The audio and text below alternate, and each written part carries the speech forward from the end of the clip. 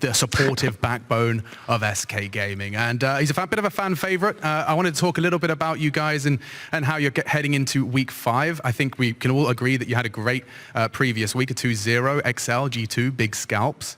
So I'm sure a lot to be proud of. BDS and Misfits this week. And so I guess we start there. Do you think you can maintain this momentum? I'll just hit you with the flat-out question. Do you think this is momentum you can maintain? I mean, I think momentum in esports is very important, right? And feeling the victory and feeling how it feels is a very strong booster for the team, I would say.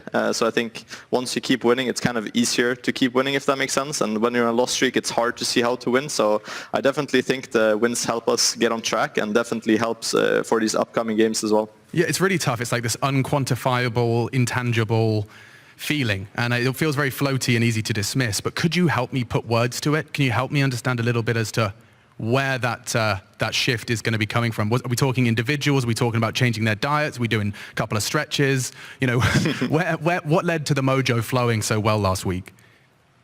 I think for us it was kind of trying to redefine our style and how we want to play the game. I think oftentimes when you're losing, it's easy to see, oh, look at this winning team from LPL or LCK, what are they doing to win, right? But I think we had some retrospection on how we want to play our game and how we want to win, and I think that really helped in the previous week.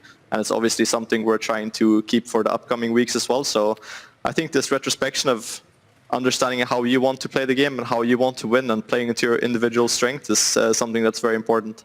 Would you consider it like a delicate balance you have to strike between team identity, you're playing your own game, and then, you know, sticking to the meta? There is a most effective tactic. You know, there is probably some things you have to just accept. Yeah, for sure. I mean, there's always going to be picks that are very broken, right? And if you don't pick them, you're kind of in a disadvantage. But I think everyone on our team plays every champ, so it's kind of easy to fit that in and just kind of mold the draft in the way that we want and not really just go for this like full meta comp where we have 5 picks that are super meta, but maybe we have 2 or 3 that are really OP, and then we kind of go from there. Oh, well, talking of going from there and mixing it up, any more Poppy jungle? Any more fruity EU picks, imports perhaps coming up this week? I mean, we like to go for these really aggressive picks right now. So we saw the Draven last week as well, right? So I think any champion that's in this style, we're ready to pick. And I think we're going to have some fun games going up. That's kind of our mindset right now. Just kind of play champions that we like, kind of play champions that are fun, and then go from there.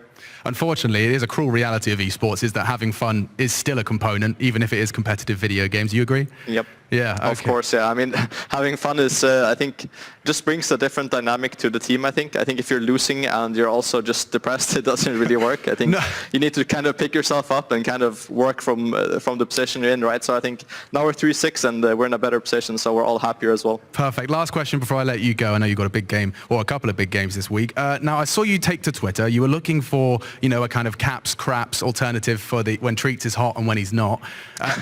It's not an easy one. When I saw your tweet, I had a think, came up with nothing. Did you get any good suggestions? Do we have a Treatz and a...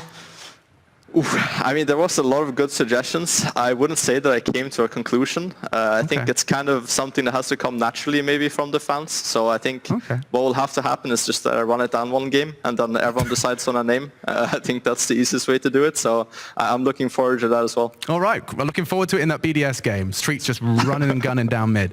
Yo, thank you for your time, man. That's all we have time for, but let's get on with the show. And thank you very much to Treatz. Thank you.